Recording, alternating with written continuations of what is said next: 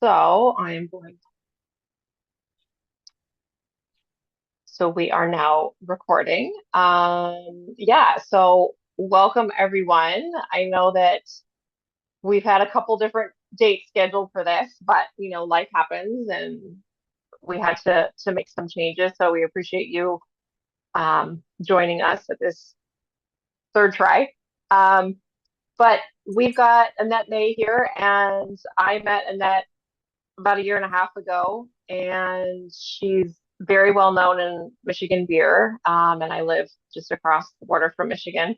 So she's been helping me study for my Cicerone exam, and she teaches for WSET. She's been a mentor with Craft Brewers Association. Um, she and her husband and some partners have just opened a brewery. So she's got a lot going on, but she's very knowledgeable. She's going to talk to us today about sake. Um, so again, yeah, if you have questions, you can just put them in the chat or just hold until the end. And I'm basically going to just hand it over to Annette and see. So when? Um, all right, you should be good to go. Yeah. Okay, I'll just have to assume it's good. So hi everyone, and again, sorry about the previous tries, but life happens. Here we are. My name's Annette. As Tammy said, I live in Detroit. Just opened a brewery in Detroit. I also teach in a brewing program at a local community college. I've been doing that for 10 years as well. So yeah, I got a lot on my plate, but I love every single minute of it. I'm an advanced Cicerone. I've been working in beer for 30 years. I'm not a brewer, never been a brewer. I've done a lot of bar management and a lot of sales and distribution and just a hell of a lot of beer education along the way, which led me to a career full-time in beer education. I took on sake. I was actually selling sake 25 years ago as part of a sales job I had where I was selling Japanese craft brews. So at that point, I started to learn with it, and I've just expanded that over the years. I did my certification through, you'll see it on the resources actually. A guy called John Gortner, who's a guy that lives in the US, and he is probably the most knowledgeable sake person in the USA. Like if you want to buy a book about sake, John wrote them. But anyway, so that's where I got my certification from. I do actually I've done being an educator and having access to some resources, I've done some of the content of level two sake, but I haven't taken the exam. I need to do that, and then to be an educator, I'm going to be hopefully doing level three at some stage. Um, I've been a member of Pink Boots also for forever, and never been on the board or taken a board position or anything. Mostly because I was involved in a similar organization called Fermenter, which is Michigan. It started in Michigan, but expanded to the whole USA. And we had Canadian members as well. So that's actually folded now. So I'm getting back more into Pink Boots and doing things. So that's really enough about me because I want to get going. If anyone's got any questions that they want to know specifically, pop them in the chat about me. You probably don't, there's no need to. If any of you, I don't know where you all live in Canada, but if you ever come over to Detroit, we've got this really cool brewery that we just opened 2 weeks ago, and it's a lot of fun and it's very silly in there. We got a full restaurant and a lot of really cool beers and great food, a lot of fun stuff to look at. What I would like to know now, sake is really complex. I was just telling Tammy, I have never I teach various sake classes, and I have never been able to do a sake class in less than 3 hours. And that's just an introduction to sake, 3 hours. So obviously we're not going to spend 3 hours now. So I've put together a PowerPoint presentation. You will all be emailed a PDF handout of the presentation in the next week or so when it all gets done and Tammy can get it to everyone. Of course, take notes if you would like to, but every single slide I'm going to show you, you will have in printed format. So, there's no actual need to take notes if you don't really want to. What I'd like to know from everyone is what everybody wants to know. I'd actually like to know who the brewers are in the group. Is there a way I can do that? Because I can't really see everybody, or maybe, can people turn their mute on, or I'm going to get going, but maybe if people can just pop in the chat if you're actually a brewer, because if I've got, depending on how many brewers are in the group, I'm sure you want to actually know a little bit more about the brewing process. If you look at sake as a whole group, we've got brewing process, which is entirely different to anything else, and it's really, really complicated. We have sake styles, which is also super, super, super complicated. It's not, I mean, there isn't, like 105 of them like there are in BJCP or whatever the number is exactly, but it's still really complicated. There's all these different kinds of sake and different names for all the different processes. There's also how to serve it and store it like any beverage. There's sensory side to it. There's just a lot to know. So depending on what everyone wants to know, that's how deep we'll go into each specific area. So I got here, I can see I've got 3 brewers here so far, and I know Tammy's a brewer as well. So I'm assuming that everybody will want a little more information on ingredients and process. So we are going to start with just one slide on some very, very basic stuff. Okay. So definition here, an alcoholic beverage crafted from rice, water. It's actually got you use an exogenous enzyme for saccharification called kojikin, and yeast, of course, for fermentation. And it averages about 15% ABV. Now, a lot of people aren't really sure where sake falls into regulation.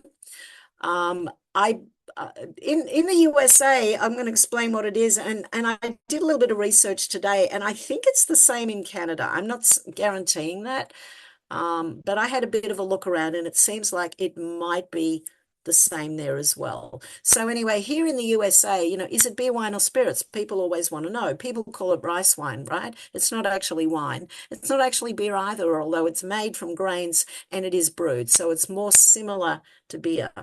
But some people say it tastes like spirits. It's definitely not distilled.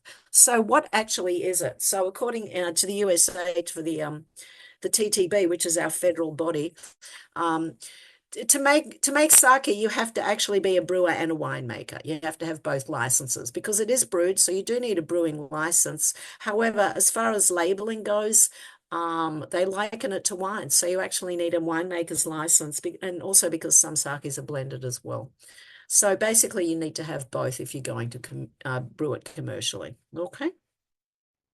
Anyone wishing to produce it here must qualify as a brewery and also must file an application for basic permit to produce and blend wine. Does anybody in this group make sake? I'll just leave that open, and if anyone does, pop it into the chat, because it's really hard to make. I've never tried to make it. I'm not a home brewer, so I wouldn't even consider it. And my husband, who's been a brewer for a gazillion years, would never even attempt it. It's really complicated. Right. And someone's put something in the chat. Wouldn't know how to start. All right, that's Tammy. Well, that's actually the front page. It's just got pictures on it, and it's got the date and blah, blah, blah. It's got my email address if anyone's interested. I have a T-shirt that says this, drink sake, stay sober. And this is one of my favorite sakes. It's called Kurosawa, and it's a Komoto sake, which I will explain very, very briefly in a little while. So this is the second slide, and it's all about what I just said about the TTB and what actually is it. All right, I had a little bit of a look in Canada because I wasn't sure about the sake industry in Canada. All right, so as far as I could ascertain, there are 3 sake breweries. A sake brewery is called Akura, Kura. I've listed them all here. I don't know if any of you have been to any of them. There's one in Toronto, there's one in Vancouver, and I don't know where the other one is. Artisan Sake Maker was the first sake brewer in Canada, opening in 2007. There's actually quite a few in the USA. That started off on the West Coast, where Japanese companies came in and set up their own sake producers here, and now there's a lot of sake, craft sake producers. I've been to a couple of them. There's one in Minneapolis I went to that was a lot of fun. The sake was decent, but it wasn't, brilliant. But it was pretty good. And then I went to Brooklyn Kura, which is in Brooklyn, New York, and it's just outstanding there. I want to go back real bad. What I'm going to do is I'm going to start off by looking at the differences between sake, beer, and wine. I think that's a really good place to start. I'm going to go full screen on this one. Right, so let's talk about the processes. We're going to start with wine because with all these three, it's actually the simplest. Okay, so with wine, we start off with our fermentable sugar. It comes from grapes. It's already there. It's already, I think it's sucrose, 2 molecule sugar. Very, very simple. We add yeast. Yeast eats the sugar. Presto, we have wine. We all know it's that simple, but it's a pretty basic process. Okay, that's there on the bottom. So we have our grapes, add yeast. We have fermentation. Now we have wine. With beer, as you know, it's differently. All right, we start off with grain, mostly barley. Barley has starch, not grain. It also contains its own enzymes. All right, so we need to create saccharification. That's done in the mash. That gives us wort. Our wort then gets boiled for all those reasons that everybody knows about. If I'm skipping through this and people want more information on mashing or whatever than that, pop a comment in and we'll see if we can get back to it. I'm just assuming that everybody knows most of the terms I'm using. We boil our wort, we send it off to the fermenter, add some beer yeast, and now we have beer. So it has a whole extra step, which is mashing, because we have to have saccharification happening to the starch, which is in the grains. All right, now in sake, it's a whole different procedure. Now we start off with rice. Now, technically, if you malt rice, you can release the enzymes and then, it can act because, grains have their own enzymes. Normally we don't malt rice, but you can actually physically malt it. But the difference with sake is the layer that the enzymes are in the protein layer, and most of that is polished away during the first stage of sake making, which is treating the rice. So we're actually getting rid of the enzymes. So mostly in sake, malting sake to get the enzymes is not viable. So you actually have to have exogenous enzymes for saccharification. So that's one whole step. We got to prepare the rice. And I've got a diagram of sort of steps on the next slide. We actually have to add the enzyme for saccharification. Okay. And then what actually happens, and so that's a whole different step, and it takes days just to do that. But what actually happens, so first of all, we kind of do a mash, all right? So that's when we're adding the enzymes, and we do get saccharification from the starch in the rice. All right, there is no boil in sake, and they actually add lactic acid to protect it from contamination. And then we add yeast lastly for fermentation. But what actually happens is all this happens at the one time. Some of the steps, we have to make a yeast starter, and I'll go through some of these processes, like I said. But basically, saccharification and fermentation happen simultaneously. The process is called multiple parallel fermentation, and it happens at cooler temperatures over a long period of time. It's longer than lager yeast. It can take about 3 weeks for this to happen. And the alcohol, it's released very gradually. The sugar, and so the yeast ferments it very gradually. And at that point, it can actually build up quite high, and it usually builds up to about 20%. And of course, the yeast strain is tolerant to about 20% alcohol. So that's kind of the major 3 differences of it. The simplest wine, beer in the middle, and making sake on top. So let me know if there's any questions with that. If not, I'll go on to the next slide. Well, all right. Here's our next slide, and it's just a diagrammatic overview of sake processes. All right, so on the left-hand side here, all right, we start with our rice and we polish it, and I'm going to briefly describe some of these steps. That polishing that I mentioned, that's where you actually remove the outer layers. The aim of rice polishing is to get rid of the protein and the fat on the rice and get to the core, which is pure starch, and ferment a lot of that starch, or turn it into sugars and and have it ferment away. So you're sort of virtually left with very little of the original rice kernel in there, and that gives you a very pure sake. So we polish the rice, which is removing the outer layers. We get the rice, we wash it and soak it. Then we actually steam the rice. So we have this whole mountain of steamed rice that's been through all these processes. Then we start making our koji. So we take some of that rice and we add koji kin, which is the exogenous enzyme. We create another substance called koji. So now then the next step, we go and we make and this says fermentation starter, where where just building a starter like you do when you make beer, just, with some malt, but instead you're using rice, the cooked rice, and you're adding koji to it and making, more rice and adding yeast to it and letting your yeast grow. And just, it's just kind of a bigger version of a yeast starter for beer. That actually takes 4 days just to make the fermentation starter. And then after that point, we have koji, and we have more koji and the fermentation starter, and then we have a whole ton more rice, and it all goes into the main mash fermentation, which then starts and takes all those weeks. So that takes about 3 weeks for the main fermentation and saccharification to occur. And then we go on to, I guess, what you could call cold side, like, hot side, even though it's all actually cold. Cellaring side, whatever you want to call it, the second stage of making sake. We press the sake and we, get all the liquid out of it, and all the lees is left behind. It then gets filtered through charcoal filters. It actually gets pasteurized, usually twice. It gets aged for a little bit in between that. And there's other little processes that happen too. At the end of fermentation, it usually gets to 20%. They actually cut that back mostly to about 15% with water. There's a couple of instances where they don't do that, and that creates certain particular kinds of sake storage and then bottling it. So that's a very limited and quick overview, and we're going to come back and look at some of these steps. And I actually have this later on when we talk about the other side a little more. All right, here's our next slide.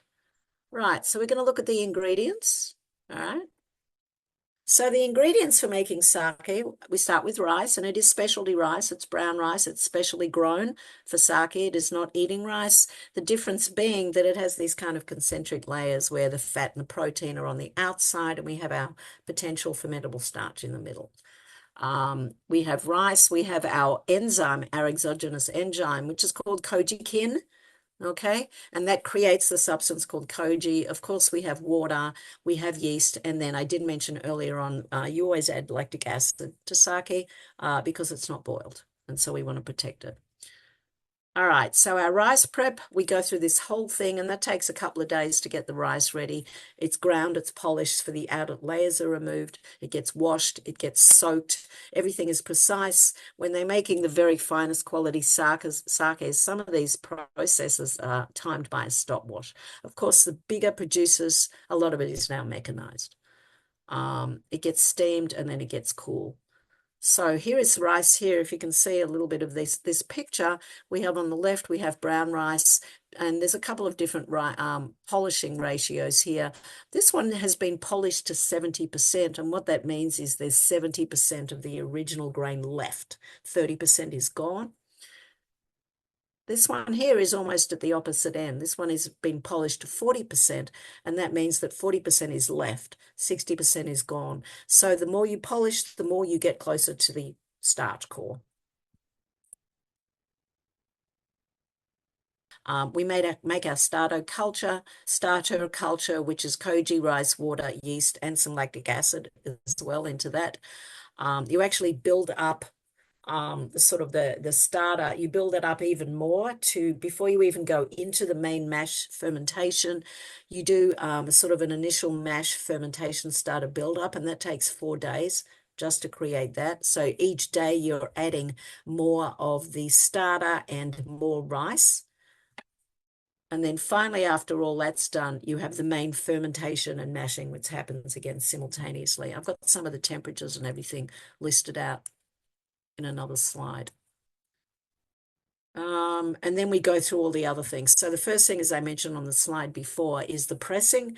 There's 3 different ways to press, depending on how mechanized or handcrafted the sake is. I'm not going to go through everything because we just don't have the time. Over here on the right, underneath the rice, is actually a diagram of the starter culture, which has got 2 names, Shubo and Moto, and then it's got a little diagrammatic thing you can look at on your PDFs of what actually goes in and how that happens. So then after it's pressed and we get our sake, again, we've got our storage, we've got filtering, dilution, pasteurization, and then bottling. So all this takes Rice prep a few days. To make a batch of koji takes 2 days just for the koji. And that can happen simultaneously as they're building up the starter as well. 2 to 3 weeks to create the starter. The main fermentation mash is 3 to 4 weeks. Storage and maturation can, vary, but usually around at least 10 days. Then we've got all our other processes that I talked about, a few days, and then a lifetime to drink and enjoy. I'm just going to mention a note about water because I didn't have that really say anything on the previous slide. Water chemistry, as you know, as brewers, is just a whole different subject, and it's not that different with sake. They do rely, however, they don't change water chemistry a lot. They just get rid of the basic bad things in it, like iron. And when you look at sake in Japan, each region has its own distinct character. And, some people prefer sakes from one region, some from another. It's not the rice. The rice is sort of like buying malt. You buy it from a supplier and the rice can be grown anywhere. Okay, it is the water. So that's what gives it a sort of a terroir, I guess is the best word. Slightly different minerals, and each area or each region where they make sake has its own character.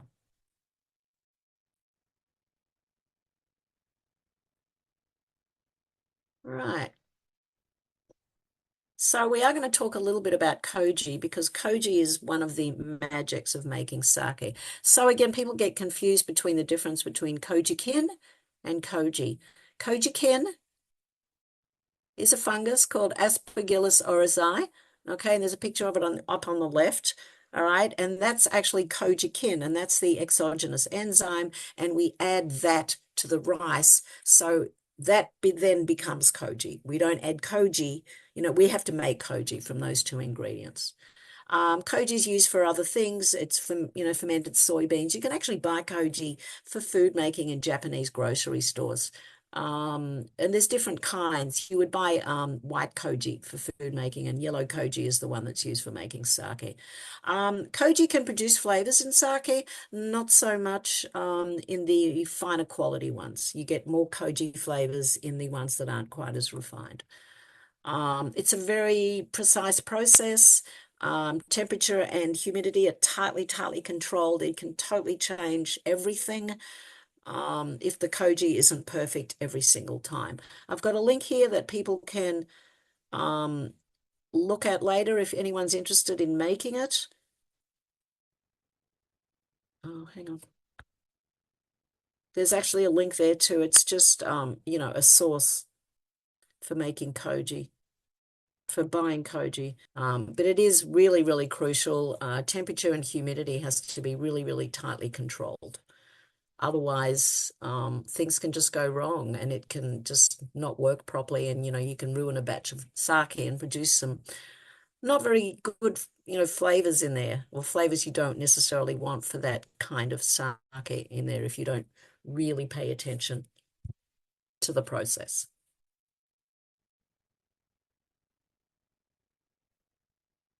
Right, so we've got our koji. And again, we're going on to our yeast starter, and I'll just mention a little bit about yeast. The sake yeast, there's a couple of things to note about it. It throws a lot of esters, okay? So you get a lot of really nice fruity flavors from sake, and I've got a sensory slide that's got some of those listed on there. It's called by numbers. I mean, these have developed over the years, and they tend to, sake yeast number 9. So when you order it, it's just ordered by number mostly. It's also really highly attenuative. And I know some brewers experiment with it and use it in beer. You just have to be aware if you're going to use it in beer. It can throw some really nice esters, but it is highly attenuative, so you've got to pay attention to that. And it comes in little ampules, glass ampules. The next slide has got some sort of overall differences. I really like this slide between beer and sake in processes. Okay, so in beer, all right, the enzymes come from the barley. You have to malt the barley to release them. All right, in sake, the enzymes come from an external source. All right, so saccharification occurs at higher temperatures during the mash. In sake, it converts at cooler temperatures during the main process, which 10 to 15 degrees Celsius. In beer, saccharification happens quickly. It happens during the mashing phase. In sake, it takes, a long, long time. It takes weeks because it's all done very, very slowly. In beer, we're mostly producing maltose. In sake, we're mostly producing glucose. It's released very, very slowly. In beer, we have a mash phase, a boil phase, and a fermentation phase, three separate stages. In sake, there is no boil, and again, we add lactic acid to protect it. And it's one main stage with a lot of little stages leading up to it. And also, ABV can reach 20%, which it can in beer too, but you've got to, work pretty hard at that to get it to 20%. But that's kind of the norm in sake, partly because, the sake yeast is, resistant to alcohol, but it's also done so slowly and so gently that it can happen a little bit simpler. Right. So again, I'm back to this slide here that I had earlier on because I want to look a little bit more on the right side.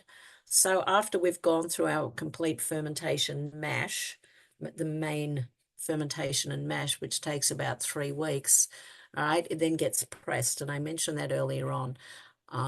It gets, the big guys would do it in a mechanical press. Then there's the middle section, and there's a sort of a box with a bag in it called a yabuta, and you push down on the lid of the box, and the sake comes out. You put all the rice, you put the whole mash, lees, the whole thing in a bag, and put the bag in a box, and you press it down. And then the sake comes out the bottom of the bag and is collected. And in the third kind, they actually hang those bags up to drip, and it drips down. And that's for the very, very finest daiginjo, which is the highest quality sake. It does go through charcoal filtration. I mentioned that, usually pasteurized twice. And then there's a lot of different stages that happen as well along the way with sometimes the leaves that they leave behind in the bag, they will add some of those back in, or it's actually sometimes they just filter it a little more coarsely, and that leads to a kind of sake called nigori, which has got sediment in it. It's usually cloudy. Sometimes again, it ferments to about 20%, and they don't dilute it on purpose, and that's called genshu sake, and that's usually about 18 to 20%. Sometimes they take it and age it in a cedar cask, that's called taru. And there's just various processes you can do to it after you actually get the sake out from pressing, and every single one has its own name. Right. So unless there's any questions about process, I was going to stop it there. Does anyone want to talk about any of this? Because what I'm going to suggest now is we go on to actually tasting some sake and start talking about how to read a sake label and all the different kinds of sake, of which, again, it's complicated because that is sake. Does anyone... Let me just stop the screen share for a minute. There are some questions. I know I wrote down like 6, but so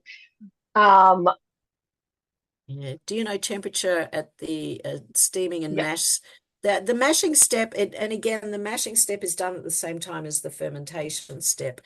And I had that on the slide. It's about 15 degrees Celsius. It's, I'm more used to the Fahrenheit one. It's about 60 degrees Fahrenheit, which I think is about 15 degrees Celsius.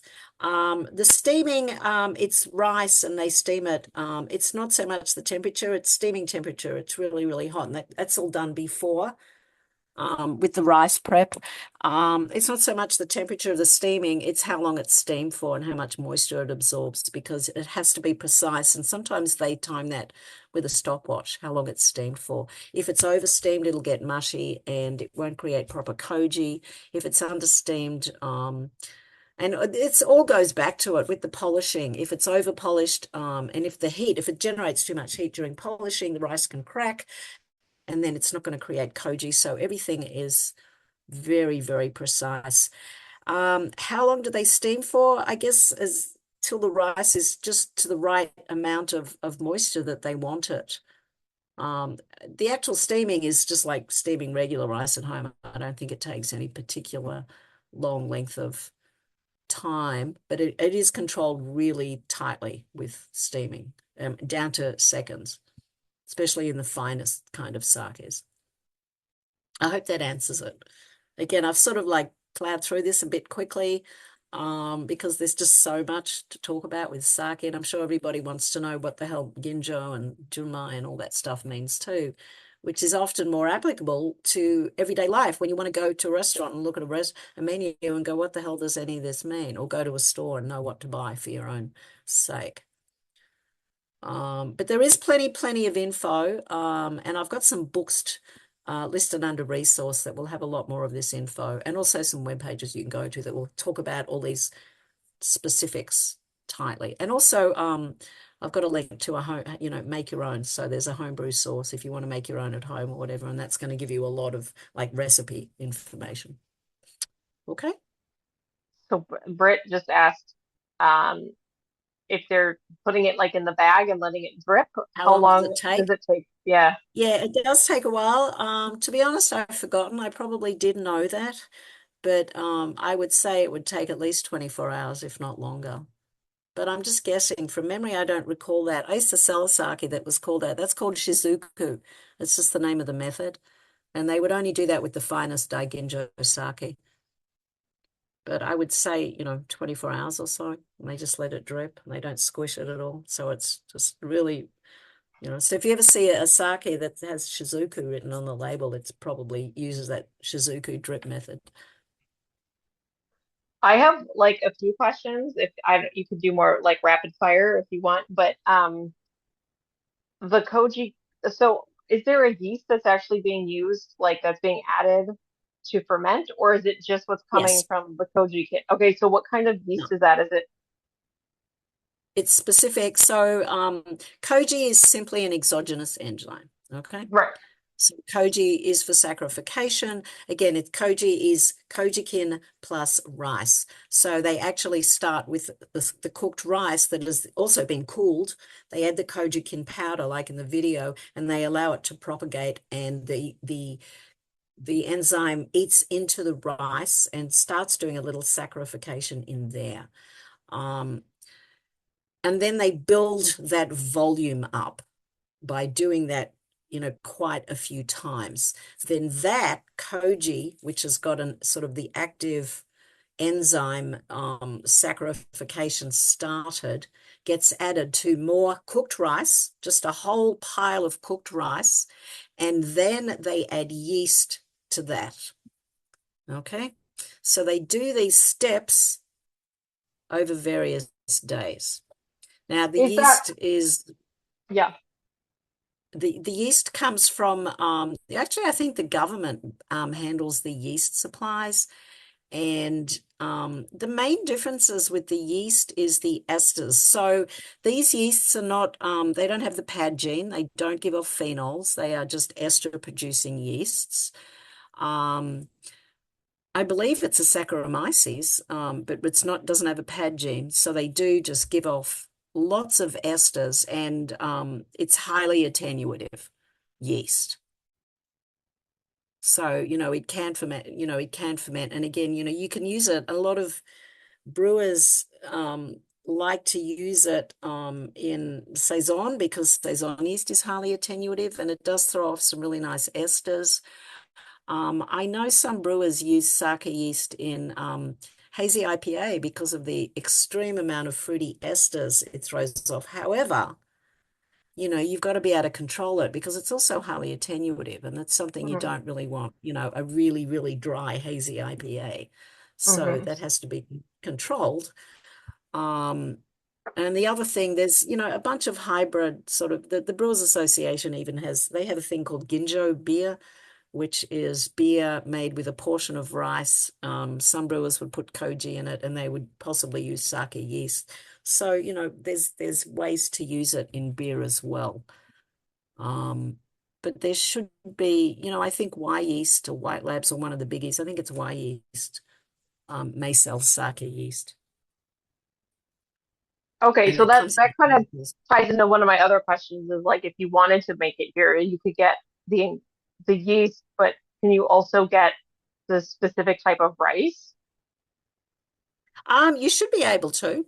Yeah, and it depends what you want to make. Most people that start making it aren't going to go in and try and make really, really highly refined sake from the get-go because it's just too complicated.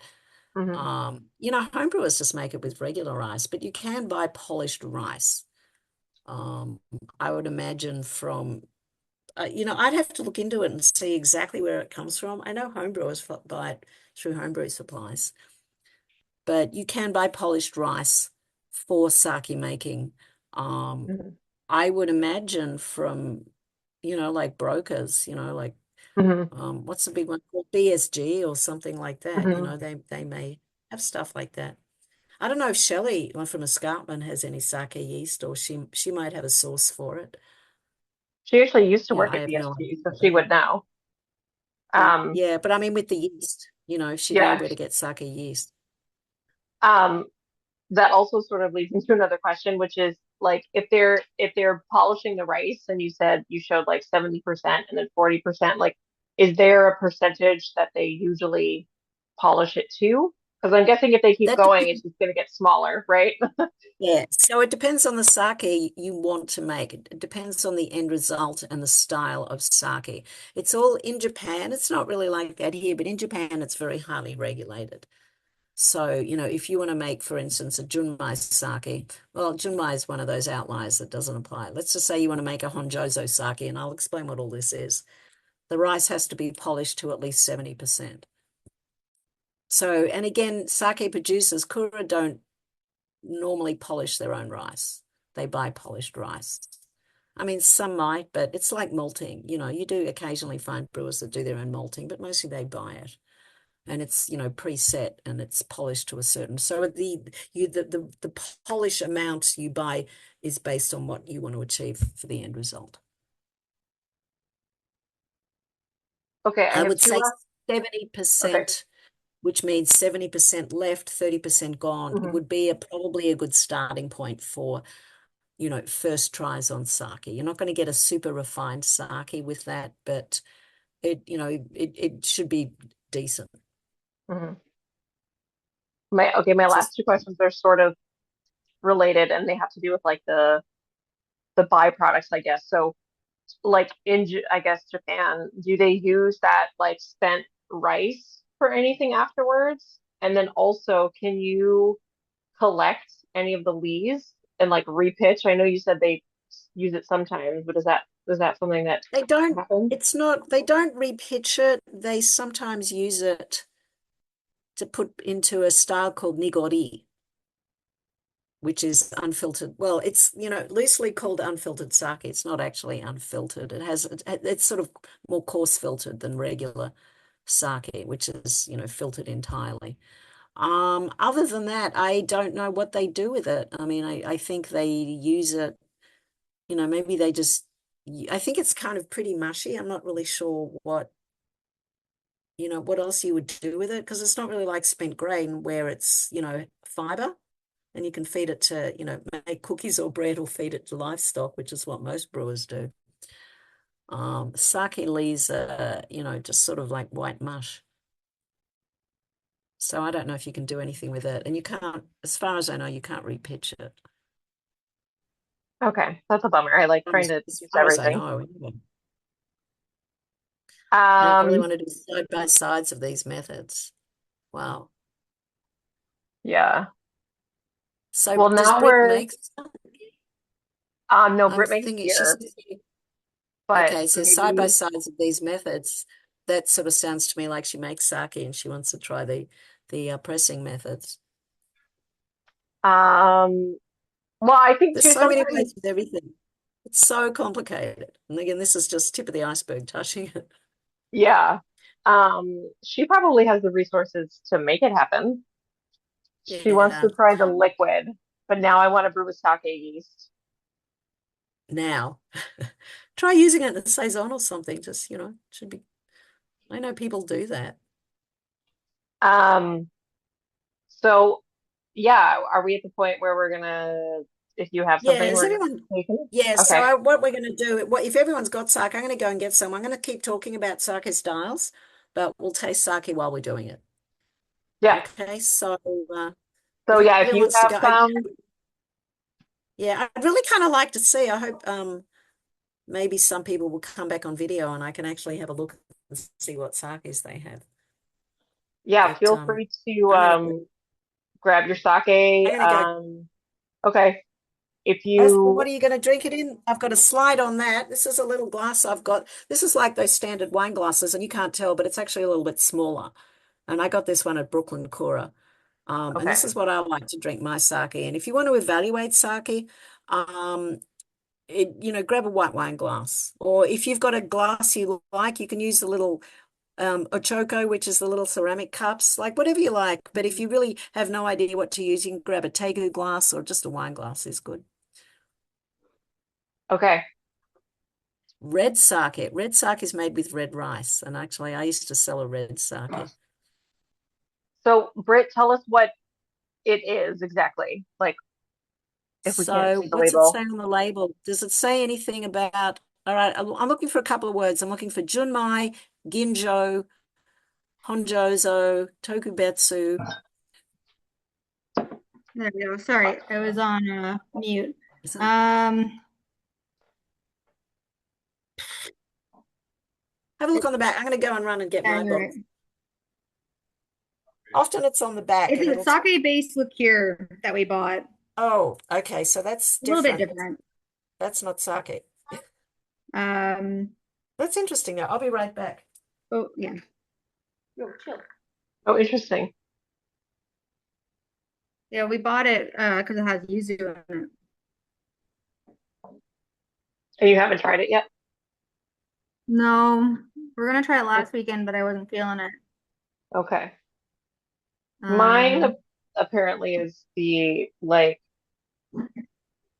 budget sake because when we thought we were going to do this seminar like months ago, I went to the LCBO and they had maybe like two different kinds. And so I bought one. And then I went to the LCBO a couple weeks ago and they have like a whole new section and a lot of different kinds, but I already had this one I hadn't opened. So mine's just this Yeah, you've got Hakutsuru. run of the mill. Yeah, Yeah, Hakutsuru is one of the big brands. yeah. And it says Junmai and it's Yeah, 15%. So yeah, it seems pretty standard. So that's what I yeah. have. Sure, it'll be fine. Anyone else got And some? I'm not sure, Brett. I've seen that sake liqueur. It's actually got a different name. yeah, like Hakutake. Yeah, that might be the producer. That sounds Yeah, and like then a producer. Yuzumon. Oh, it's Made with yuzu? it's made with water, rice, sugars, and the sugars are yuzu fruit juice Okay. and some sugar and koji lemon juice. Okay. So yuzu, you know what yuzu fruit is? It's like Yeah, I actually tried to grow a yuzu a yuzu. and Oh, cool. I used to sell murdered them it. wine. I actually have the empty bottle at in our brewery because I kept it all these years because it was just very typically Japanese with a little It's I keep trying to animated. get my brewery to use it again because it's probably one of my favorite aromas in This the is whole world. lovely. Yeah, It's make it so really nice. nice. Yeah, It's actually. intoxicating for me. So I encourage you to drink it and enjoy it, but it's hard, we can't really apply a sake sensory to that because it's a whole different process. Um, and it's flavored as well. Right. So, but definitely enjoy it. And anyone else got one besides? Yeah. I know I Tana's have got one. one. You've got one, Emily. I've got this Sayuri Nagori sake, which I've had, before. I'm Okay. not going to open it because I'm house sitting and they Okay. have it in the house, but I have had it before, and this one's Okay. actually okay. So, So that's called nigori. So why don't you really gently, like just to show everyone, turn it up and down like this Oh, I and know that mix one. the sake leaves in, and you can probably see them coming oh down. yeah. And that's going to be one of those where they filter it rather coarsely and it retains some of the leaves and it Okay, it's on a mute. different.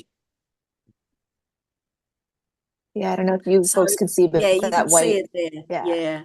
So you would sort of rotate that gently and not always in general, nigori sake is a little sweeter than other sakes, but not all. There are some dry ones. And I think I've had that one before. I have a sake that says on it, it says Junmai, and I am going to explain what Junmai is. and it says Kimoto. So I don't have anything written about Kimoto on the slide because that's a whole different thing again, and it's not that common, but it's a very old-timey method of making sake, the different kinds. Has anyone else got any? Lundy said she didn't have any today. Okay, So I know it's probably a little bit, oh yeah, no sake for me today. So Tammy, won't you pour some into a glass?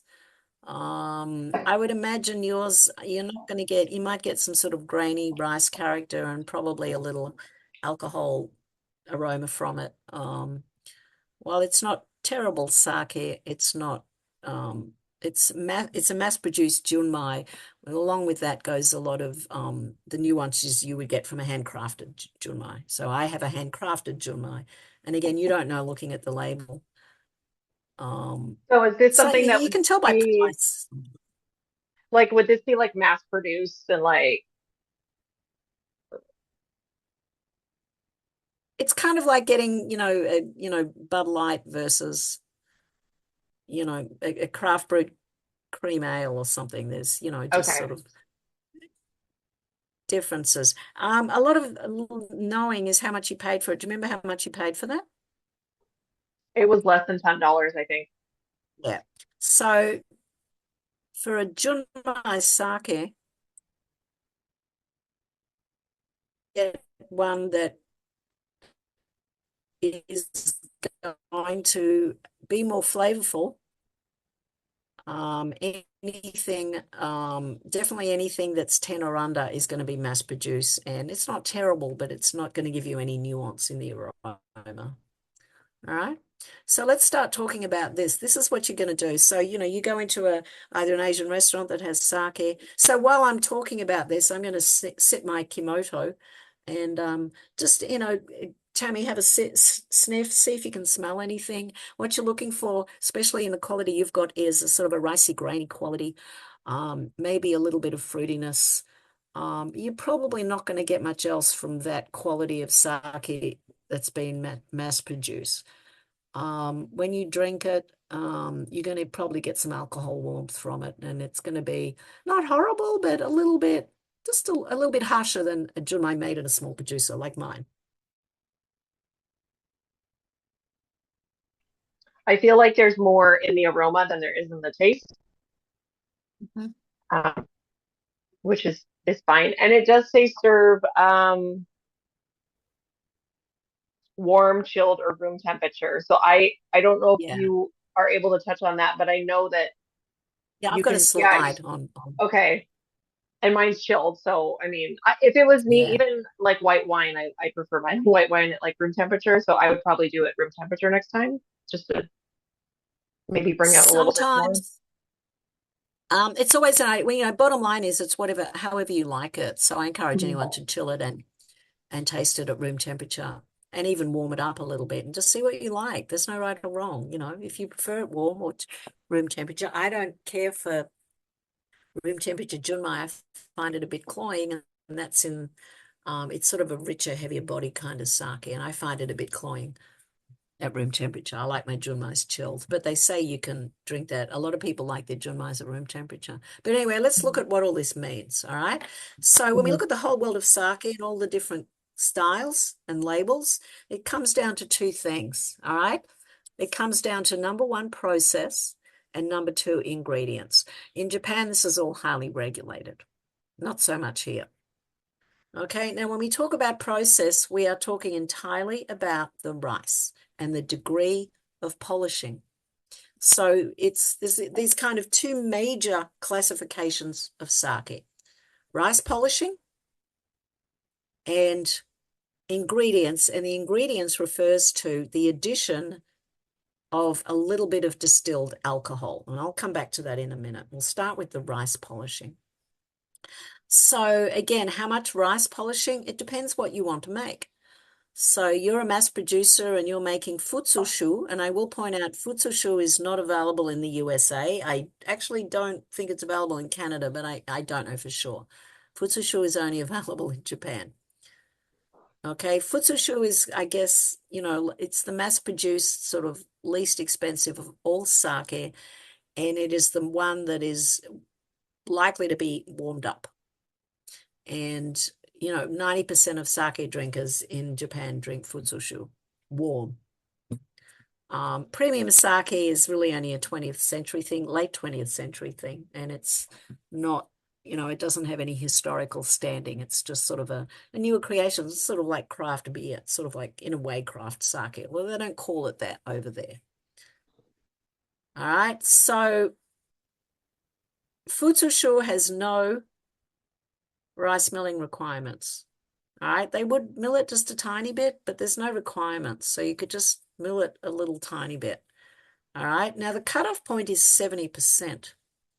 That means 70% left, 30% gone. Once you get to 70%, it then goes into a named category. So anywhere between 70 and 100% would be futsushu. And again, we don't see that here. When you get to 70%, there's a loose term that doesn't always mean this, but it's called tokubetsu. And I'm going to come back to that one later because it's confusing.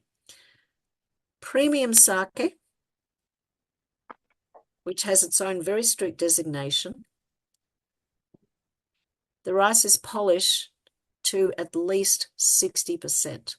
And that creates a sake called ginjo, G-I-N-J-O, ginjo.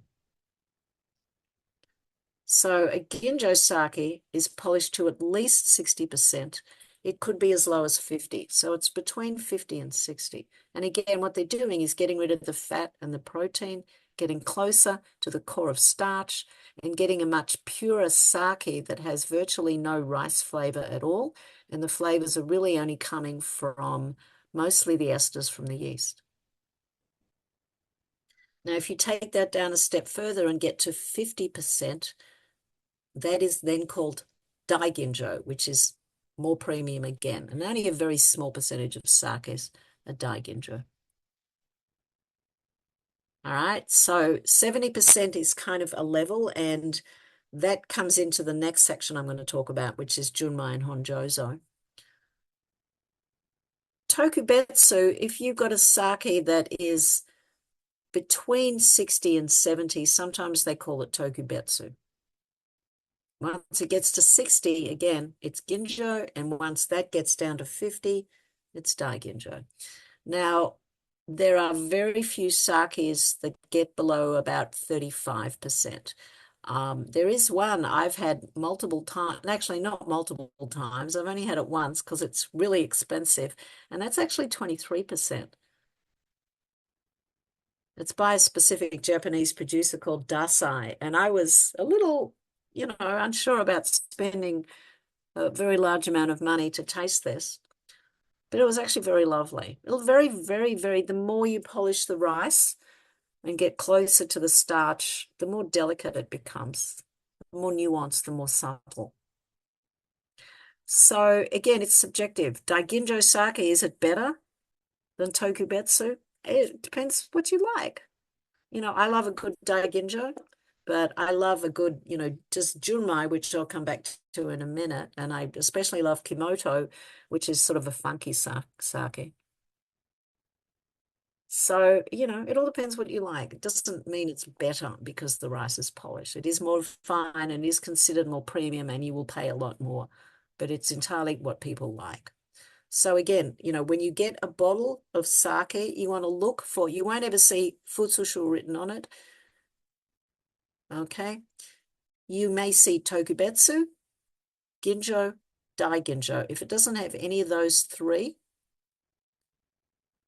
okay, then the polishing is 70% or above. There's more than 70% left. It could be 70 exactly. A lot of them are 70%. Are we mostly seeing then these main ones in North America, like at a liquor store, not like a artisan craft sake brewer, like? Most liquor stores, like Total Wine, has a really good selection of, crafted sake, really good sake. I get a lot of my stuff there. Mm-hmm. You know, I mean, you're always going to get your hakatsurus and your really basic, you know, again, if it's $10 or under a bottle, it's not terrible, but it's going to be around 70% polishing. And it's also going to be junmai, which we need to jump to because that's also another major thing. So I did say grab a junmai sake. So process is rice polishing. The next thing we're going to talk about is ingredients. All right. Now, it should just be ingredient. There's another completely separate designation, and it refers to whether a little bit of distilled alcohol has been added in to the sake. Okay. Now, they add that in usually they usually add it in round about the phase where they're adding the water to cut the alcohol content back. I think that's when they add it in. Historically, old sake had a little bit of alcohol added to it. At some stage, they decided they would not add the alcohol to it as just as a choice, because it does change the flavor profile, and I'll come back to that in a minute.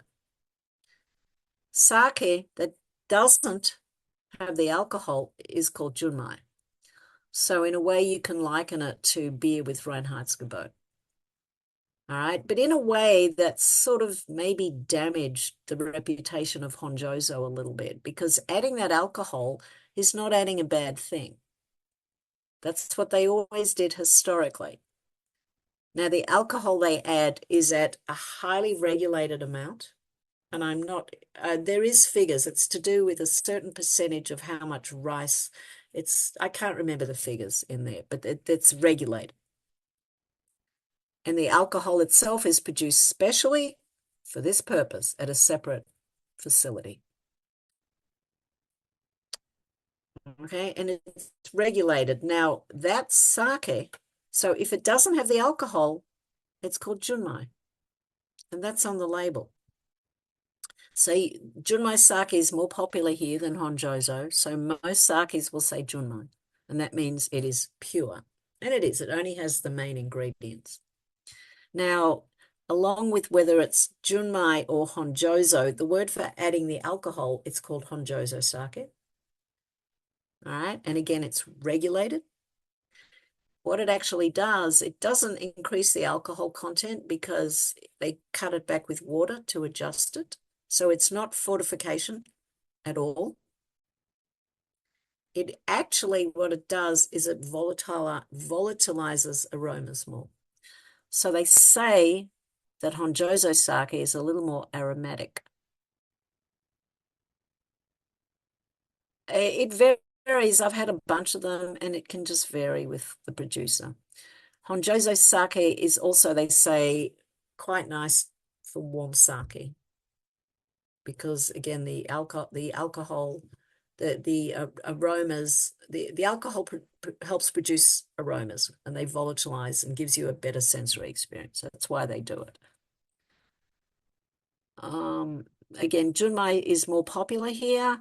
I think because people like the idea of it's pure, and adding alcohol, it's sort of one of those myths almost that it's not pure and not good and it ruins the sake, and it doesn't. It's purely subjective. You like it or you don't. All right. Now, to label it Honjozo, the amount of alcohol is highly regulated. But the other thing, the rice has to be polished to at least 70%. Otherwise, they can't call it. If it's not polished to 70%, if it's polished less than 70%, i.e. there's more than 70% left, all right, and they add alcohol to it, that becomes futsushu. So along with adding the alcohol and calling it Honjozo, it has to be polished to 70%. So you know, if you see Honjozo on the label, the rice polishing is 70%, even though it doesn't say it. It's just for that labeling, it has to be. Now, junmai, on the other hand, doesn't have a regulation of how much rice polishing there is, which is why you can buy cheap junmai, like what Hakutsuru is. And again, it's not terrible, but it's just, I say cheap because that's how you know that it's not premium. There's no designation or rule about how much you have to polish the rice for junmai sake. There's no added alcohol, but the rice is possibly, you know, a lot of them, especially the ones for export here, are still polished to 70%, even though it's not by law. So I'm guessing the one that you have, Tammy, is probably polished to 70%, but it is junmai, so it doesn't have the alcohol. So we can go back to these other designations, and we can have a junmai ginjo, or we can have a honjozo ginjo, and we can have a junmai dai ginjo or a honjozo dai ginjo. So there's all, you know, like all of them apply to all of them. Tokubetsu generally means, and again, this one's a little bit in a gray area, is between 60 and 70. So you can have a junmai tokubetsu, which doesn't have alcohol added to it. And you can have a honjozo tokubetsu, which has been polished between 60 and 70, but it's not quite down to 60%, so it's not ginjo. So over here on the left is sort of a graphic visualization of this. Across the top, it's got all our rice milling or polishing. Milling and polishing are the same. Okay, all the way down here.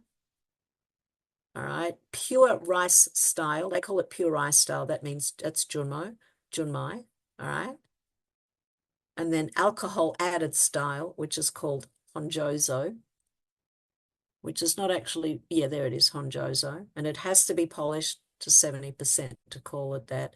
And then the rest underneath is futsushu. Futsushu always has added alcohol, and the amount is not regulated, nor is the rice polishing. And again, I've never had it. You can only get that in Japan. So go back, everyone, and have a look at this. And this is what's going to guide you with what's what and what to look for. Now, there are a bunch of other things. In fact, I think I was going to pop a slide in for that, and I didn't. I'll add that in before I convert it to PDF. And it's got a whole long list of different things like nigori. You can have a nigori that's got the sake leaves added back to it. It can be junmai nigori. It can be ginjo nigori. It can be junmai ginjo nigori. It can be junmai daiginjo nigori. It can be honjozo daiginjo nigori. And so, you know, you can add these things onto all these other designations. There is sake, again, genshu means it's unfiltered. I mean, it means it's undiluted. So you can have junmai, genshu, ginjo. And so they can just keep adding and adding. And I will, again, add a slide to this that's got things like nigori, genshu, and what they, taru, which is aged in cedar. Nama, N-A-M-A, means unpasteurized. So you can have all these things. You can have genshu, nama, junmai, ginjo, all these things. Tokubetsu, like, you know, they're all designations that can all go together on one sake. And pasteurization normally gets happened twice. So there's a name for pasteurized once, which is namazake. I can't remember which is which. Namazake and namachozo. One of them means it's pasteurized once only, and the other one means it's not pasteurized at all. We do not have unpasteurized sake here unless you go to a local kura. That's the only place you'll get it. You can get sake here that's come from other places that's pasteurized once. But I've had unpasteurized sake at Brooklyn Kura. Right. So definitely go back and look at that. Right, so let's talk a little bit about sensory. All right, it's like any beer sensory, and whoever's brewers out there, you know about beer sensory, all right? So we're going to sniff it, you know, set it up nicely. Depending on the style and what your preferences are, you can chill it. You don't want to have it ice cold. It's just like anything, you know, you can't have it ice cold because you won't be able to, it won't volatilize, you won't smell it properly. But make sure you smell it. We've got orthonasal olfaction. Okay, and retronasal olfaction, where you swallow it and breathe out through your nose. In the wine world, you do the slurp. I like to call this, so we have orthonasal olfaction, which is when we smell through our nose. It's simple, you know, and take a little series of bloodhound sniffs, short sniffs. Okay, but we also can smell things when our beverage or food or whatever it is in our mouth. Okay, and that's through a process called retronasal olfaction. I like to call that aroma in the mouth because it sort of separates the two, and it makes you realize that you do smell. It's actually at the back of your mouth because our our nasal bulb, our olfactory bulb sort of extends. We've got a front portion and a back portion. So when we put things in our mouth, the aroma compounds hit the back portion of the olfactory bulb. So we actually smell things when they're in our mouth. And you activate that by retronasal olfaction, which is swallowing, breathing out through your nose after you've swallowed. Or you do the wine slurp, which is, you know, what the wine people do. And that draws the liquid and the aroma compounds to the back of your tongue, and they hit the back part of your olfactory bulb. And you actually get an aroma in your mouth. So it's important to do that, especially with the refined sakes, which are very delicate. And they have very subtle aromas. Here And are then I some have common ones. Go ahead. a quick question. Are you tasting your sakes all the same way if they're cold or warm or heated? Yeah, Like you did the same thing? Okay. yeah, you do much the same thing. Yeah. Okay. Mostly if you're drinking warm sake, though, it's usually one thing. I mean, if you want to warm your ginjo sake, that's fine. Again, you know, do what you like. It's like it's your stuff. Okay. However, most sake that is warmed is something like what you've got, the hakutsura, and most people would drink that warm sake just as a sort of a comfort thing to warm you up. They're not going to be that concerned with like really doing evaluation on it because it's just not really that kind of sake mostly. Mostly when you're talking about full evaluation, you're doing something either at room temperature or chilled. So aroma descriptors, and again, some of it comes from koji, but mostly it's from yeast. All right, so we've got flowers that, you know, that can be very florally, definitely fruity. With fruits, we're talking about a little hint of citrus, definitely not like hops give us. A little bit of citrus and a little bit of tropical fruit. Tropical fruit can come through quite a bit. Coconut's one that seems to come across quite a lot, especially in nigori sakes. Definitely some of them will give you a mineral content. A lot of them, especially the less refined ones, they taste a little like rice, or they're kind of grainy, just like a, you know, a standard, you know, American or Canadian lager can be just what we call grainy. Some of them can be a little earthy. Star anise and fennel are fairly common yeast flavors. Sometimes they can be a little peppery. Aging them in cedar, which, you know, comes from the cedar aging, can give a nice little peppery quality for sake. That's called taru, T-A-R-U. And umami. So we don't get umami in beer unless it's from yeast or autolysis, but you do get some umami in sake. You wouldn't expect to find umami in a highly refined ginjo or daiginjo sake. You would possibly, you know, more than likely find a little bit in just a junmai sake, and definitely in the sake that I have, which is called Kimoto, and I've just finished the last little bit in there. Kimoto sake, and there's an associated process called yamahai. Sort of in days of old, they thought that when they didn't really understand things, they thought you actually had to pound the rice for sacrification to occur. So they would get there with sticks and pound it. I mean, they found out it didn't actually happen, but, after a while. But some producers still do this procedure where they put the rice and the koji and everything in little tubs, and they stand there and they pound it with sticks. And that's called Kimoto sake. And in Kimoto and Yamahai sake, they don't add lactic acid in, where they do with all the other sakes to project it. So they allow lactic acid to come in through the ambient air. So sometimes it can pick up a few other things as well. And it's, I guess, a little like, spontaneous fermentation in a way, although it doesn't really get really super funky and super sour like some of those beers can be. But it's a similar kind of thing.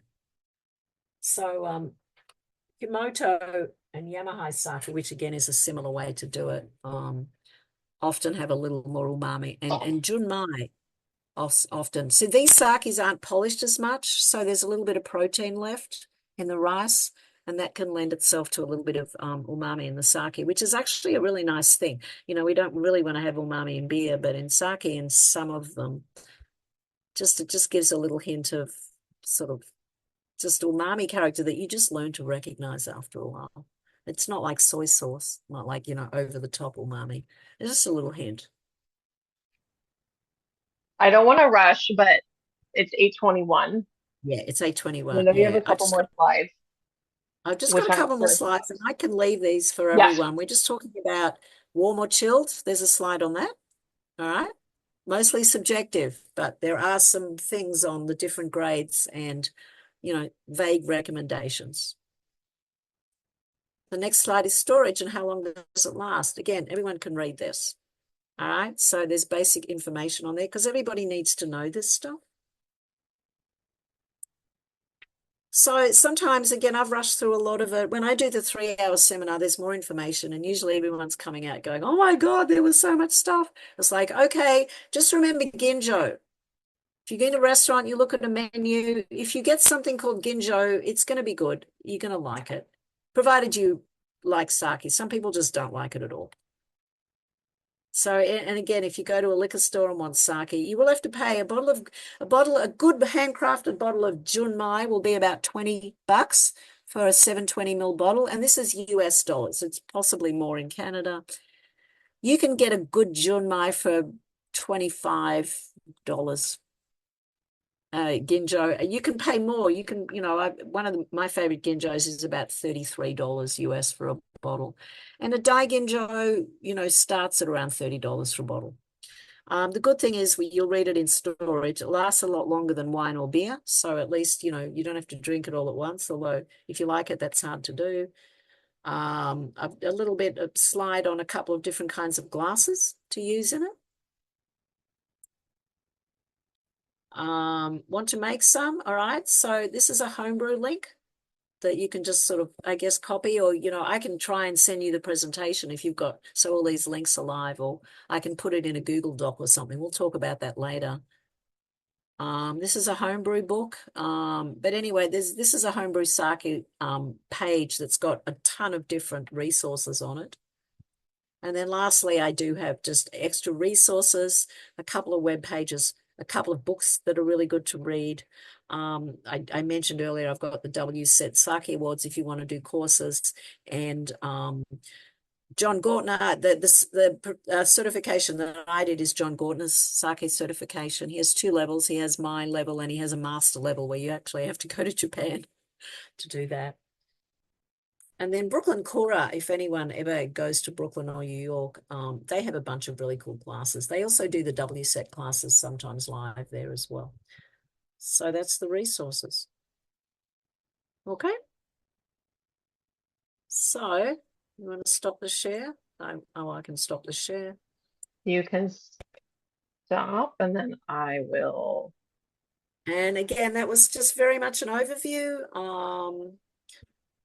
But, you know, I just encourage people to try it and experiment. And again, you know, you can pay a little. Sometimes you can buy half bottles too, which helps with the money. Keep in mind, it'll last a few weeks. Keep it in the fridge. And it won't change at all for a few weeks. I drink sake that I've had for a year. Now, I would never teach a class with year-old sake that's been open. But for me, it's fine. You know, it's lost its sort of its freshness. You know, it's not going to...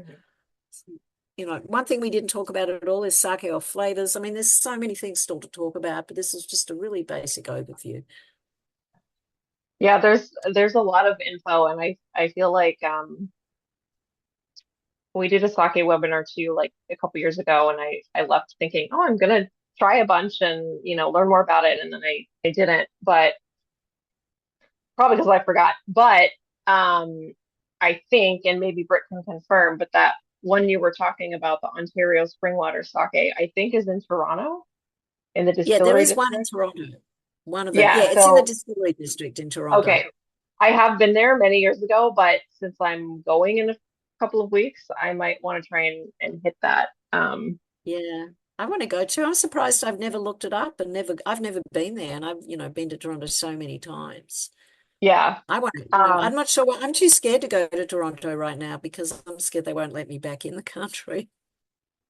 well, on that Um, note, I'll just stop our screen sharing. I'll say thank you so much. If anyone, wants to get in touch with you, like we said, we have your email we can share, and then we'll get anyone that wants the notes and the slides.